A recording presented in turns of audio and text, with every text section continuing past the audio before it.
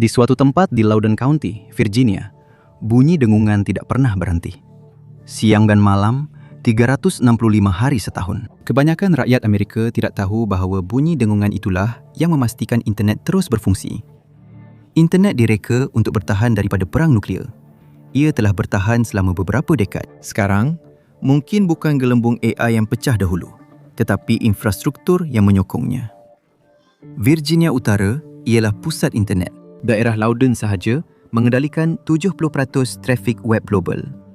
Kebanyakan rakyat Amerika tidak dapat mencari tempat ini di atas peta, tetapi mereka sepatutnya tahu di mana letaknya. Pandulah ke barat, keluar dari Washington ke Dallas Toll Road, dan anda akan faham sebabnya. Pusat beli belah semakin berkurangan.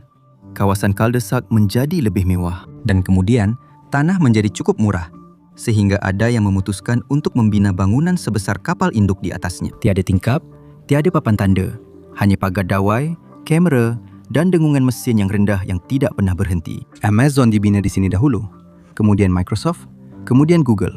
Semata-mata kerana ia cukup murah, cukup dekat dan tiada siapa yang membantah dengan cukup cepat. Satu kegagalan berterusan di utara Virginia tidak akan memperlahankan internet. Ia akan menyebabkan sebahagian besar internet terputus sepenuhnya. Dominion Energy mempunyai senarai menunggu selama bertahun-tahun untuk sambungan grid baru.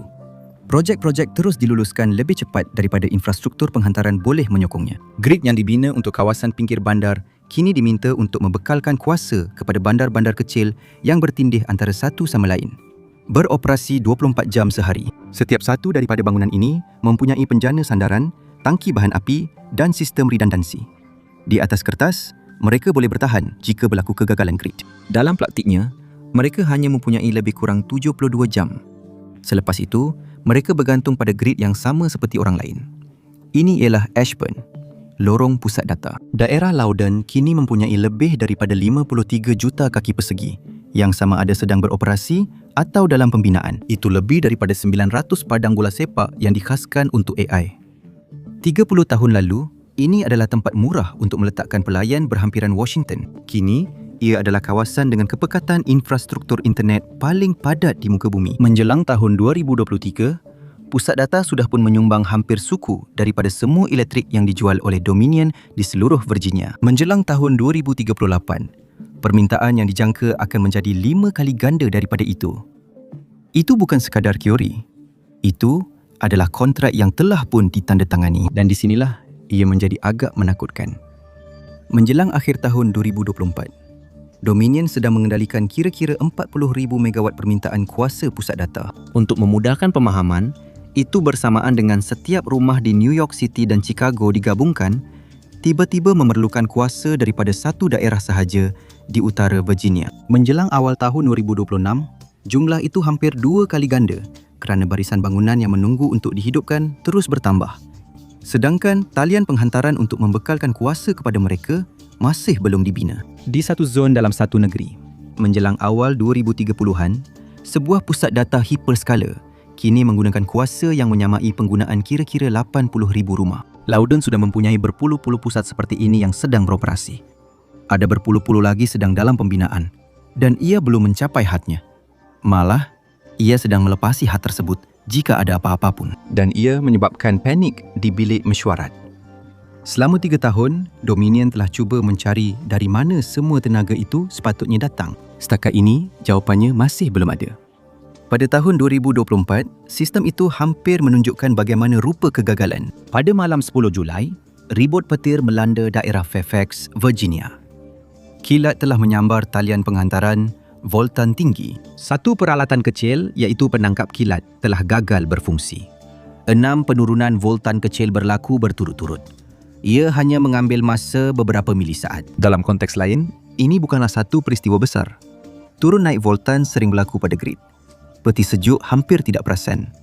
Lampu di rumah anda pun tidak berkelip. Tetapi tidak di sini. Di sinilah 60 pusat data. Semuanya berkongsi tulang belakang transmisi yang sama. Banyak daripada mereka mempunyai GPU bernilai jutaan dolar yang menjalankan model untuk OpenAI, Microsoft, Anthropic dan agensi-agensi persekutuan. Setiap satu diprogramkan untuk mentafsir sebarang gangguan sebagai ancaman kewujudan.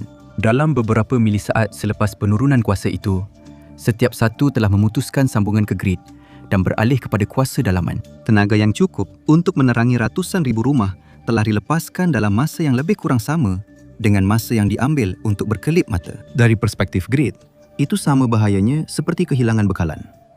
Frekuensi melonjak, turbin berpusing terlalu laju, peralatan terputus. PJM Interconnection, pengendali serantau dan Dominion terpaksa bertindak secara masa nyata. Mereka terpaksa mengurangkan operasi loji jana kuasa dan membuang penjanaan. Mereka berjaya mengekarkan sistem dan hampir-hampir mengelakkan gangguan bekalan elektrik. Cerita ini hampir tidak mendapat liputan berita. 7 bulan kemudian, pada Februari 2025, ia berlaku lagi. Kali ini pada talian penghantaran yang berbeza. Sekitar 40 pusat data terputus kali ini. PJM berjaya mengatasinya sekali lagi, tetapi dengan sangat sukar. Seorang eksekutif di PJM kemudian mengakui bahawa walaupun kejadian-kejadian ini secara teknikalnya tidak menyebabkan kecemasan, ia tetap menimbulkan kebimbangan yang nyata. Pusat data yang hampir menyebabkan grid tumbang pada tahun 2024 adalah yang sudah beroperasi. Kebanyakan kapasiti yang sedang menunggu giliran masih belum dibina lagi. Talian penghantaran yang diperlukan untuk membekalkan bangunan-bangunan baru itu belum lagi diluluskan. Pencawang elektrik pun belum mula dibina. Dominion menerima permintaan baru untuk kapasiti tambahan setiap bulan. Dan itu belum termasuk permit yang sudah pun dalam proses kelulusan. Jadi, jika penurunan serentak sebanyak 1,500 megawatt hampir menyebabkan kejadian nyaris, apa yang akan berlaku jika bebannya 5 kali ganda? Itu adalah soalan yang tiada jawapan. Jadi, apabila Virginia Utara mencapai hadnya, syarikat hyperscaler melakukan perkara yang paling logik. Mereka mencari tempat lain. Dan sepatutnya itu menjadi amaran kepada semua yang memberi perhatian. Mereka memilih sebuah padang pasir. Barisan hadapan baru infrastruktur AI Amerika bukanlah Seattle atau Boston atau mana-mana tapak pemulihan mesra iklim di Midwest. Ia adalah Phoenix, di mana purata suhu tinggi musim panas mencecah 107 darjah Fahrenheit. Alasannya juga bukan sesuatu yang halus. Phoenix mempunyai kuasa elektrik yang murah, tanah yang murah dan undang-undang permit yang longgar. Dan yang paling penting, tiada senarai menunggu grid berbilang tahun yang sedang menjerut. Virginia, Arizona akan kata ya apabila Virginia kata tunggu. Pada tahun 2024, seorang pemaju bernama Track telah membeli sebuah kawasan perumahan yang terbengkalai di barat Phoenix dengan rancangan untuk menukarkannya menjadi kampus pusat data bernilai $20 bilion. Tetapi masih ada satu masalah kritikal di sini, iaitu air. Ini adalah kawasan padang pasir yang sudah pun bergelut untuk menampung populasinya. Sungai Colorado sedang mengalami kemerosotan jangka panjang. Akuifer air bawah tanah di bawah kawasan pertanian semakin berkurangan dari tahun ke tahun. Arizona sudah pun terpaksa melarang pembinaan kawasan perumahan baharu di beberapa daerah. Air yang ada memang tidak mencukupi untuk membenarkan pembinaan tersebut. Dan ke dalam sistem itu, syarikat hyperscaler menambah kemudahan yang menggunakan berjuta-juta galen air setiap hari. Seorang datuk bandar di tengah-tengah salah satu jenayah air terburuk dalam sejarah moden Miris M mempertahankan projek itu tanpa rasa bersalah. Menurut beliau, air bukan masalahnya. Kuasa elektrik yang menjadi isu. Sebuah kemudahan bernilai berbilion dolar dibina di atas akuifer yang semakin berkurangan dan faktor yang mengehadkan bukanlah kelangsungan hidup. Ia adalah elektrik. Krisis kuasa di Virginia kini merebak ke barat. Apa yang Virginia tidak dapat selesaikan dengan elektrik, kini Arizona diminta untuk menyelesaikannya dengan sesuatu yang lebih sukar didapati. Sebuah pusat data yang besar boleh menyejatkan jumlah air yang sangat banyak hanya untuk memastikan pelayan sentiasa sejuk. Kajian menganggarkan bahawa jika kemudahan yang dirancang mula beroperasi, permintaan air yang berkaitan dengan kuasa pusat data boleh meningkat dengan mendadak di seluruh rantau ini. Mesa, Avondale dan Phoenix semuanya telah meluluskan ordinan yang mengehadkan penggunaan air industri. Petani sedang meninggalkan ladang. Telaga-telaga di kawasan luar bandar semakin kering. Perjanjian Sungai Colorado yang menentukan bagaimana 7 negeri berkongsi sungai itu dibina berdasarkan andaian yang kini sudah tidak wujud lagi. Sekarang, apabila kemarau melangkaui kemampuan perjanjian itu sendiri, perjanjian itu mula gagal di depan mata. Model persekutuan menunjukkan apa yang akan berlaku seterusnya. Arizona Tengah boleh kehilangan kira-kira 1/4 daripada bekalan airnya. Dan industri AI sedang membuka operasi di tengah-tengah kawasan itu. Sementara Virginia menghadapi masalah bekalan elektrik, Arizona pula menghadapi masalah bekalan air. Dan kemudian datanglah Texas. Penyelesaian hebat yang seterusnya. ERCOT Pengendali grid Texas meramalkan permintaan besar daripada pusat data baharu, tetapi penambahan penjanaan dan penghantaran tidak seiring dengan permintaan. Texas tidak mempunyai cara yang jelas untuk memenuhi beban itu. Texas sudah pun menunjukkan apa yang berlaku apabila gridnya tertekan. Ia runtuh semasa musim sejuk tahun 2021. Gelombang haba pada tahun 2023 dan 2024 menyebabkan ia goyah. Dan sekarang, mereka menambah infrastruktur AI berskala besar ke dalam campuran itu.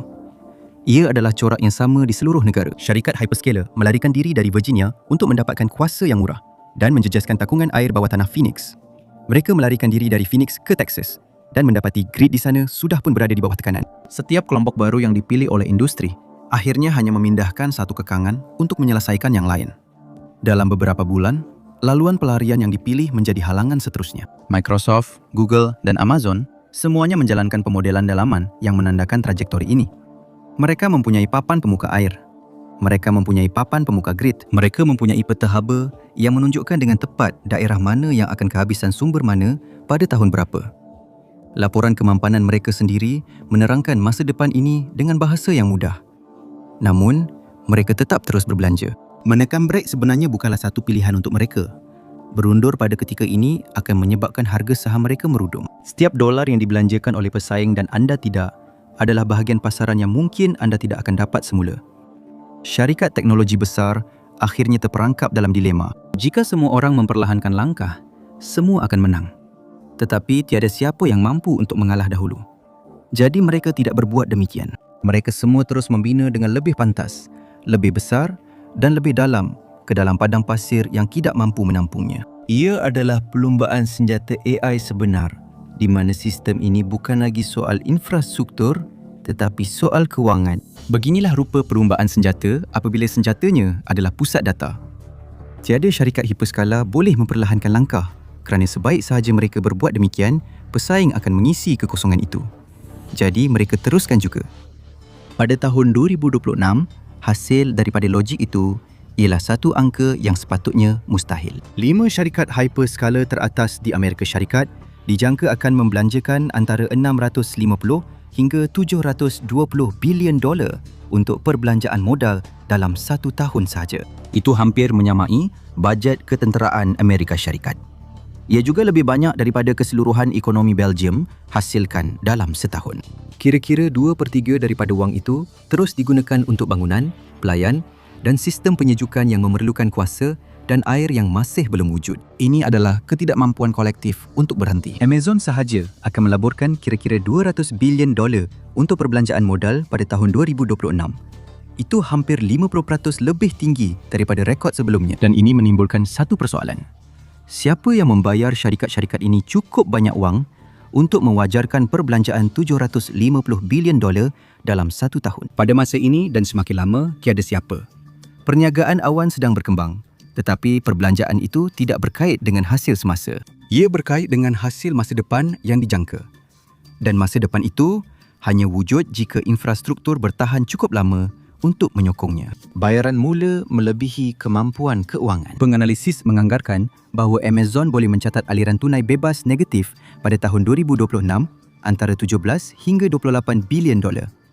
Bergantung kepada siapa yang anda tanya. Model lain menunjukkan Meta mengalami penurunan aliran tunai bebas sebanyak 90%. Amazon sudah memberi isyarat bahawa ia mungkin perlu mendapatkan pembiayaan melalui hutang atau ekuiti untuk mengekalkan kadar ini. Itulah amaran awalnya. Dan ia berhutang untuk aset yang akan susut nilai mengikut jadual. Sesuatu yang hampir tiada siapa mahu bincangkan secara terbuka. 5 syarikat hyperscaler itu dijangka akan menambah kira-kira 2 trilion dolar aset berkaitan AI ke dalam lembaran imbangan mereka menjelang tahun 2030.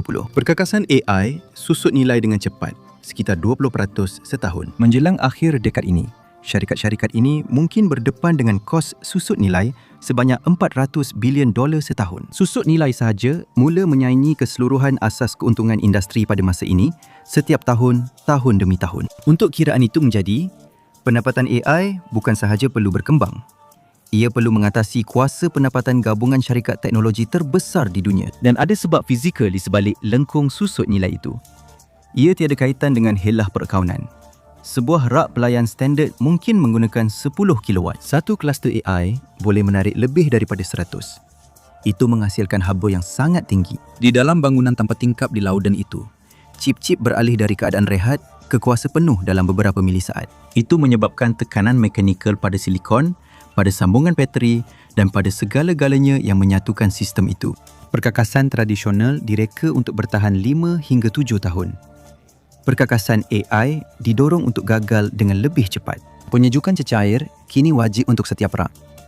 Sistem kompleks mengepam cecair sejuk terus merentasi pemproses. Sistem pipe itu sendiri membawa risiko tersendiri. Kegagalan satu gasket atau penurunan tekanan pam boleh memusnahkan rak bernilai jutaan ringgit sebelum penutupan diaktifkan. Amerika sedang membina ekonomi global berdasarkan perkakasan yang beroperasi pada tahap maksimum secara berterusan dan ia tidak stabil. Pertaruhan itu sendiri agak mudah. Dalam beberapa tahun, produk AI akan menjana pendapatan yang cukup untuk membenarkan semua ini. Cukup untuk membuat bangunan-bangunan ini kelihatan murah. Syarikat hyperscaler boleh bertahan sementara menunggu. Mereka mempunyai penyata keuangan yang kukuh. Mereka boleh mengumpul modal. Mereka boleh menyerap turun naik pasaran. Syarikat-syarikat yang bergantung pada mereka tidak boleh. Syarikat permulaan yang menjalankan latihan di atas Microsoft Azure, Amazon Web Services dan Google Cloud Platform tidak membakar penyata keuangan syarikat teknologi besar. Mereka membakar modal teroka dan itu datang dengan jam berdetik. Apabila kuasa mula dicatu, air diagihkan atau giliran tertunda setahun lagi. Bukan Amazon yang terlepas membayar gaji. Ia adalah syarikat permulaan yang telah membayar lebih awal untuk pengiraan yang tidak pernah tiba. Latihan tertangguh. Pelancaran produk juga tertunda. Pusingan pembiayaan seterusnya terhenti. Syarikat itu bukan sekadar perlahan, ia mati di situ juga. Dan bukan hanya syarikat permulaan saja. Microsoft telah mendedahkan tunggakan awan komersial melebihi $80 bilion. Itu permintaan yang sudah dijual, sudah dikontrakkan tetapi tidak dapat dihantar. Kenapa? Kerana kuasa tidak tersedia. Air tidak dapat diperuntukkan. Infrastruktur belum bersedia. Sistem fizikal tidak dapat menghantar. Masalahnya bukan pada perisian. Ia adalah wire dan pipe. Dan jurang dalam sistem itu muncul di tempat yang tidak dijangka. Di Virginia, ia muncul pada bil domestik. Untuk sebahagian besar dekad yang lalu, penduduk Virginia tidak tahu bahawa semua ini adalah masalah mereka. Pusat data wujud di zon perindustrian yang berpagar. Mereka membayar cukai, hampir tidak menggaji sesiapa dan kekal di luar pandangan. Kemudian, bil-bil mula sampai. Anda tidak boleh membina setara dengan beberapa bandar baru permintaan elektrik secara percuma. Seseorang perlu membayar. Itu bermakna talian penghantaran baru, pencawang baru, koridor voltan tinggi baru yang dibina melalui kawasan kejiranan sedia ada. Semuanya menelan belanja berbilion-bilion. Di bawah struktur kadar lama, kos-kos itu diagihkan kepada setiap pelanggan dalam sistem rumah, sekolah, hospital, perniagaan kecil dan syarikat hyperscaler. Mereka semua membayar mengikut kadar penggunaan masing-masing. Ia kedengaran adil, sehinggalah anda sedar syarikat hyperscaler yang mendorong majoriti permintaan.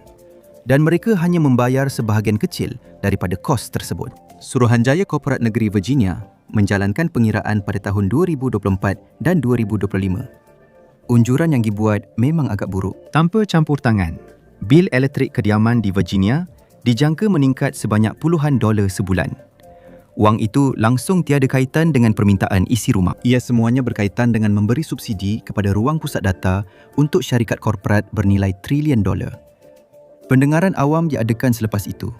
Penduduk membantah. Syarikat teknologi besar mempertahankan kedudukan mereka, menghantar pelobi, peguam dan pasukan perhubungan awam. Hujah mereka ialah sumbangan ekonomi mereka kepada Virginia lebih daripada cukup untuk membenarkan struktur kadar seperti sedia ada. Pegawai tempatan pula berhujah sebaliknya. Pada November 2025, selepas berbulan-bulan sesi pendengaran, Dominion mendapat kelulusan untuk melakukan sesuatu yang tidak pernah dilakukan sebelum ini. Pengawal Selia Negeri meluluskan satu kelas kadar baharu yang secara rasmi dikenali sebagai GS5. Ia direka khusus untuk memastikan pelanggan pusat data hyperscaler membiayai infrastruktur yang diperlukan oleh projek mereka secara langsung. Terdapat komitmen jangka panjang, berbilion dolar kos pendahuluan dan pagar cincin pertama seumpamanya di Amerika Syarikat. Ia sepatutnya menjadi kemenangan untuk penduduk. Kebenaran yang lebih mendalam ialah pertarungan GS5 hanya berlaku kerana angka-angka asas telah menjadi mustahil. Pusat data kini menggunakan begitu banyak grid dominion sehingga mereka tiada pilihan. Mereka terpaksa menyusun semula beban kos atau melihat penduduk memberontak. Pada masa yang sama, 8 projek pusat data yang berbeza di seluruh Virginia telah dibatalkan atau dikecilkan dengan ketara. Projek-projek itu dihentikan akibat pertikaian penzonaan, saman, pertikaian penghantaran dan aduan bunyi. Namun, pertikaian yang paling sengit adalah mengenai penjana diesel. Di seluruh Virginia, kini terdapat kira-kira 9,000 penjana sandaran diesel yang dibenarkan dan dihubungkan kepada pusat data. Lebih separuh daripada jumlah itu tertumpu di dalam daerah Loudoun sahaja. Majoriti besar daripadanya diklasifikasikan oleh pihak berkuasa sebagai Tier 2, iaitu jenis bajet rendah yang mengeluarkan asap tebal. Penjana ini sepatutnya hanya beroperasi dalam keadaan kecemasan sebenar untuk melindungi pusat data semasa gangguan bekalan elektrik dan kemudian dimatikan. Tetapi inilah ekonomi AI, di mana operasi di bangunan ini tidak boleh terhenti walaupun untuk beberapa minit. Jadi, penjana digunakan jauh lebih kerap daripada apa yang direka bentuk pada asalnya. Semasa satu kebakaran, pencawang berhampiran Ashburn, penduduk terpaksa mendengar bunyi bising penjana sandaran pusat data selama lebih 24 jam tanpa henti. Pembeli di pusat beli belah bersebelahan melaporkan awan asap egsos yang melayang di kawasan tempat letak kereta. Pada Disember 2025, Pengawas Celia Virginia secara senyap-senyap meluaskan takrifan apa yang dianggap sebagai kecemasan. Bukan kerana bencana menjadi lebih teruk, tetapi kerana grid itu sendiri yang semakin teruk. Pusat data kini boleh menjalankan sandaran diesel dengan lebih bebas. Bukan sebagai jalan terakhir, tetapi sebagai pengisi jurang apabila bekalan kuasa yang dijanjikan tidak muncul. Satu laporan negeri telah menggariskan akibatnya. Penjana sandaran di Virginia Utara boleh mengeluarkan hampir 10,000 tan asap beracun setahun. Itu kira-kira separuh daripada semua sumber lain di rantau tersebut jika digabungkan. Rumah yang dibina pada awal tahun 2000-an kini terletak beberapa ratus ela di bawah angin dari kawasan pejabat yang dahulunya sunyi. Hari ini, ia adalah kampus pusat data di mana berpuluh-puluh penjana diesel boleh dihidupkan serentak dan beroperasi selama berjam-jam. Di daerah Loudoun, penyenaraian rumah telah mula menandakan jarak dekat dengan tapak-tapak ini. Sesetengah ejen hartanah tidak akan mengatakannya secara terbuka, tetapi di jalan-jalan tertentu, harga telah terbantut. Harga-harga itu tidak jatuh, tetapi ia hanya tersekat. Sementara itu, harga rumah di seluruh kawasan Virginia Utara terus meningkat. Sekolah-sekolah telah merekodkan aduan mengenai jerebu asap pada hari lawatan sambil belajar. Kini, pertikaian adalah mengenai hak undang-undang. Siapa yang berhak menentukan berapa banyak lagi gudang pelayan tanpa tingkap boleh dibina dalam sempadan daerah sebelum udara itu sendiri berubah? Di daerah Loudoun, kebimbangannya bukanlah risiko masa depan. Ia adalah tentang melangkaui satu batas di mana kawasan pinggir bandar akhirnya mempunyai udara yang lebih teruk daripada bandar yang mereka kelilingi. Jadi, siapa sebenarnya yang membayar untuk ekonomi AI?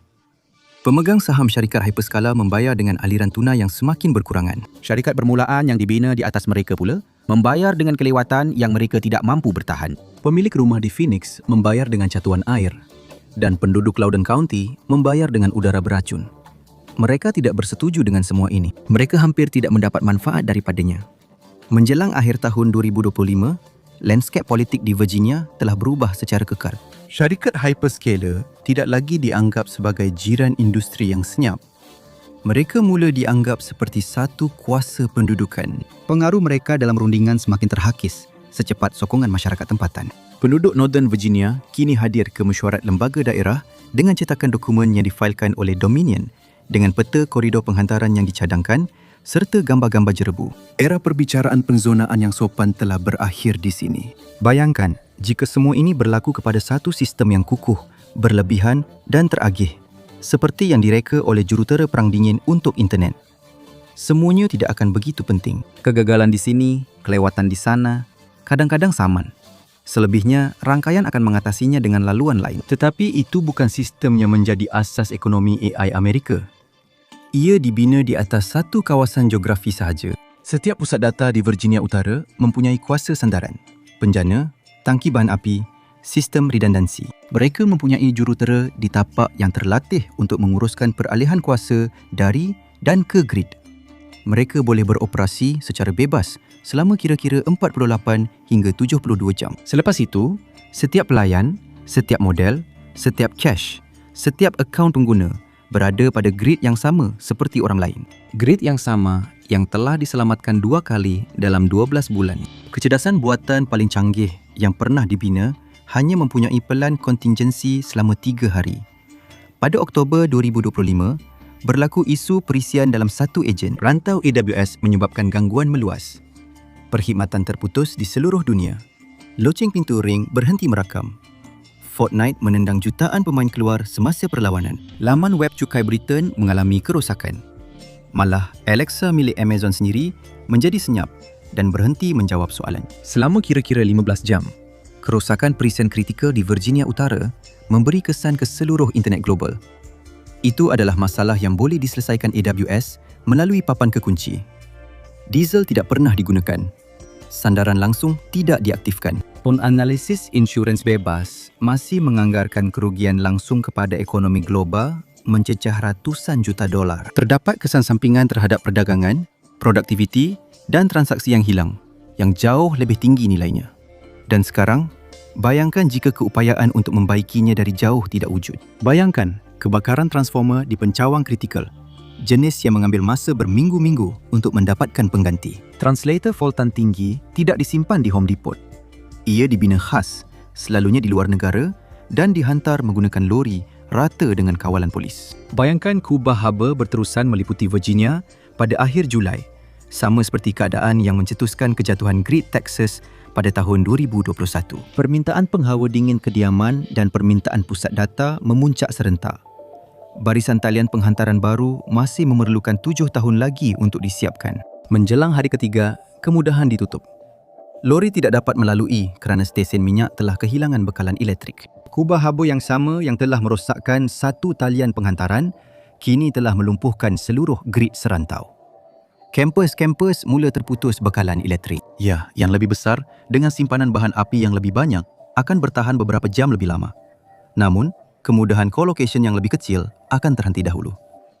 API perbankan mula gagal memberi respons dalam had masa. Portal pengesahan berhenti memberi respons. Sistem penjadualan hospital membeku. Log masuk kontraktor persekutuan gagal. Perkhidmatan keuangan dan penjagaan kesihatan juga mula gagal. Pada ketika itu, ia bukan lagi gangguan teknologi. Ia adalah kegagalan sistemik. Menjelang hari keempat, tajuk utama bukan lagi mengenai kejatuhan AI, tetapi mula berkisar sama ada bank akan dibuka pada hari Isnin. Persoalannya bukan lagi sama ada sebahagian infrastruktur mencapai had maksimum. Satu-satunya persoalan ketika itu ialah had mana yang akan tercapai dahulu.